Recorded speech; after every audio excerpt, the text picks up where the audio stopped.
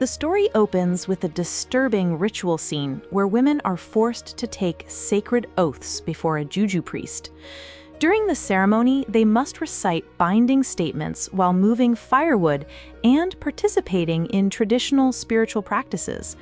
The women swear that a witch cannot kill a baby without the Iroko tree knowing, and pledge loyalty to their master, promising that if I call the police on my master, this shrine shall kill me, and if I use witchcraft against my master, this shrine shall kill me.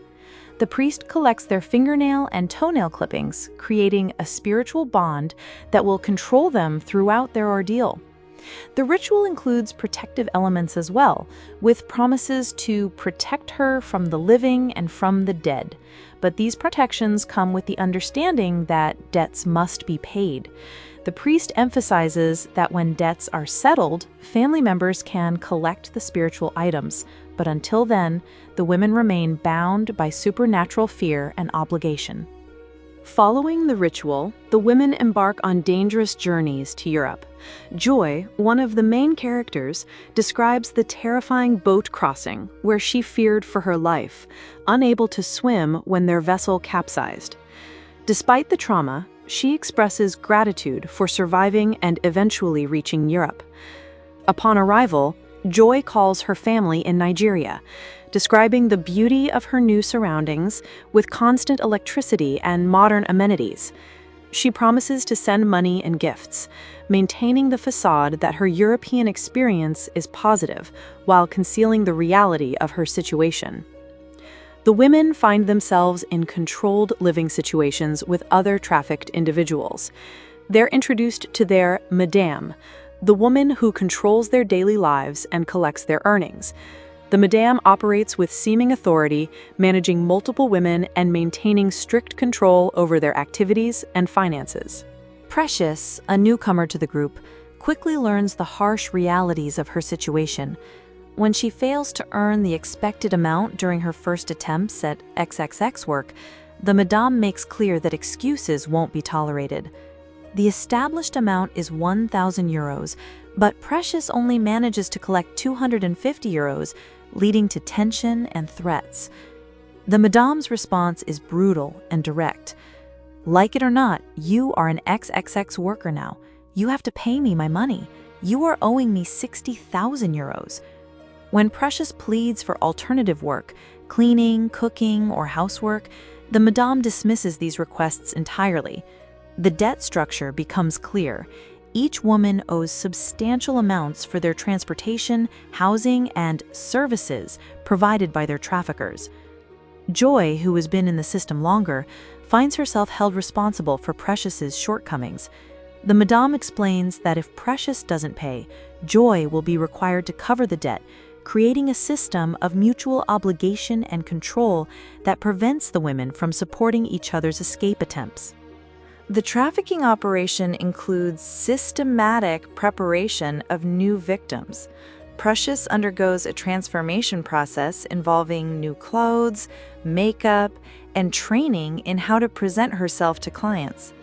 The other women help with makeup selection, choosing colors that will pop her color out and make her look more hot, more beautiful. During fitting sessions, Precious is forced to model revealing clothing and practice walking in provocative ways. When she shows reluctance or appears unhappy, the trainers become harsh. You think we're joking here? You think you are here to play? Stand up and walk. The training emphasizes that this is serious business, not a game, and that Precious must adapt quickly to start earning money.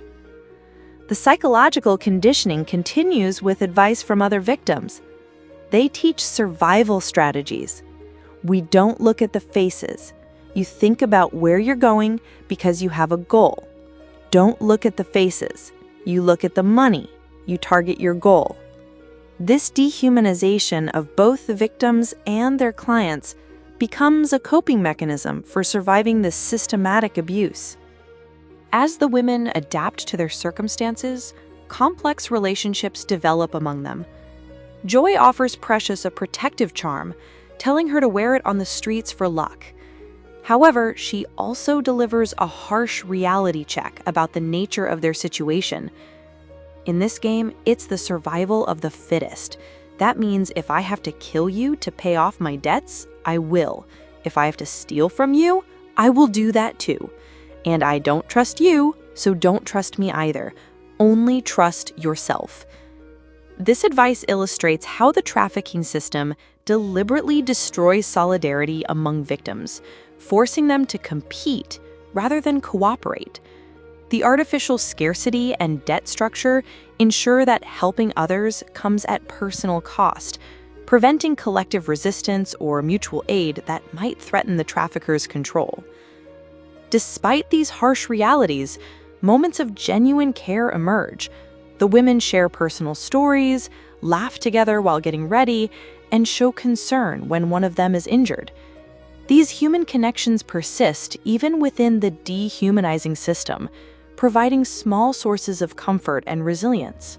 Throughout their ordeal, the women face constant pressure from families in Nigeria who expect regular financial support.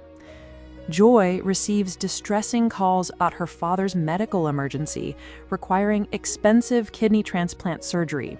Her family members pressure her for money, with her mother suggesting she should work harder and sleep with more men to earn more, apparently unaware of or indifferent to the nature of her work.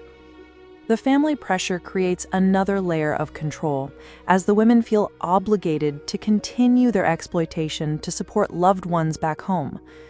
This emotional manipulation ensures their continued participation in the system, even when opportunities for escape might arise.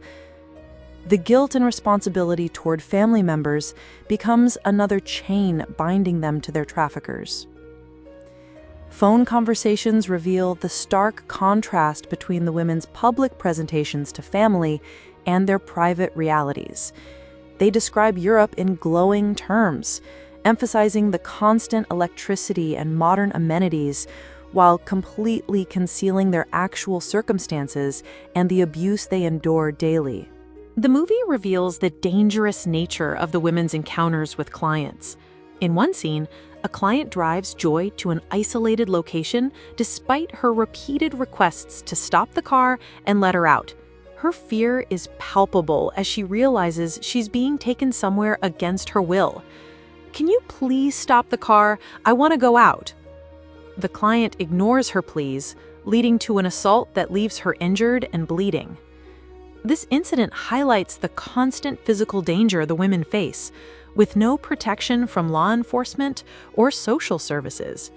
When Joy returns home injured and bleeding, the other women can only offer basic first aid and painkillers, avoiding hospitals due to their undocumented status and fear of deportation. The client relationships also reveal the complex emotional manipulation involved. One client, Chris, appears to offer genuine care and financial support to Precious, even suggesting they could live together and offering money to pay off her debt. However, when Precious explains she must send money to Nigeria for her father's medical treatment, the relationship deteriorates rapidly, with the client accusing her of manipulation and lies. The story reveals the complete lack of proper health care available to the trafficked women. When Joy suffers injuries from a client assault, she cannot access professional medical care due to her undocumented status. The madam and other women provide only basic first aid, despite clearly inadequate treatment for her injuries. A pregnancy storyline emerges, showing how reproductive health becomes another aspect of the trafficker's control. The women discuss pregnancy prevention and the handling of unwanted pregnancies, with limited access to proper medical care, making these situations particularly dangerous and traumatic. The isolation from healthcare systems reflects the broader isolation of trafficked persons from all legitimate social institutions that might provide assistance or protection.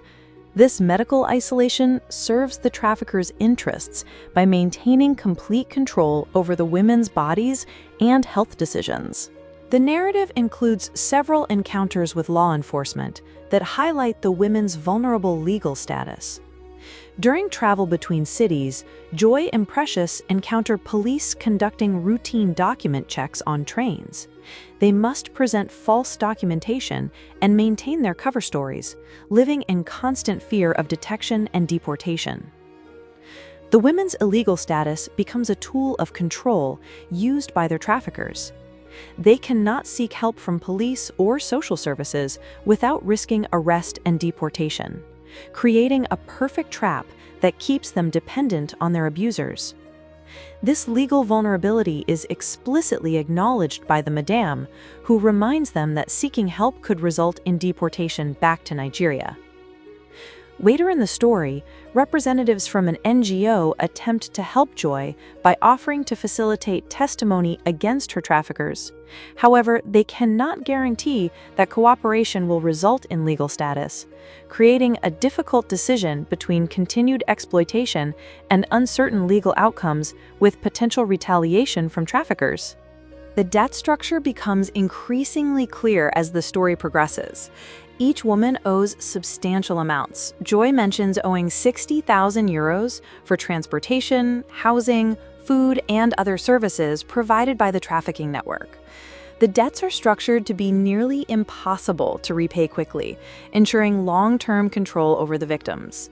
The Madame maintains detailed financial records and expects regular payments regardless of circumstances. When women cannot meet their quotas, additional penalties and interest accrue, making escape through debt repayment even more difficult. This financial control operates alongside the spiritual and physical control to create a comprehensive system of exploitation. The women's earnings are completely controlled by their traffickers, with little transparency about how payments are applied to their debts.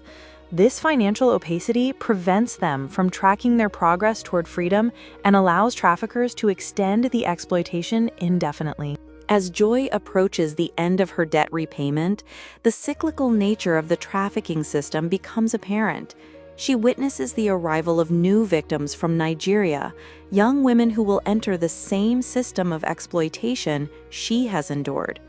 The Madame evaluates new arrivals like merchandise, discussing their physical attributes and potential earning capacity. The story shows established victims participating in the recruitment and control of newcomers, illustrating how this system perpetuates itself by converting victims into complicit participants. This conversion process helps maintain the network's stability by creating multiple layers of control and reducing the number of people motivated to expose the operation. Joy's liberation comes with troubling implications as she's expected to take on greater responsibilities within the network or establish her own trafficking operation. The system offers advancement through exploitation of others rather than genuine freedom from the criminal enterprise. The story concludes with various outcomes for different characters. Joy eventually completes her debt payments and gains nominal freedom, though she remains connected to the trafficking network and faces pressure to become a madame herself. Her liberation ceremony is celebrated by other victims, but the celebration occurs within the same system that exploited her. Precious faces transfer to Italy, representing a lateral move within the trafficking network rather than any improvement in her circumstances. The transfer process involves false documentation and continued control by different operators within the same criminal enterprise.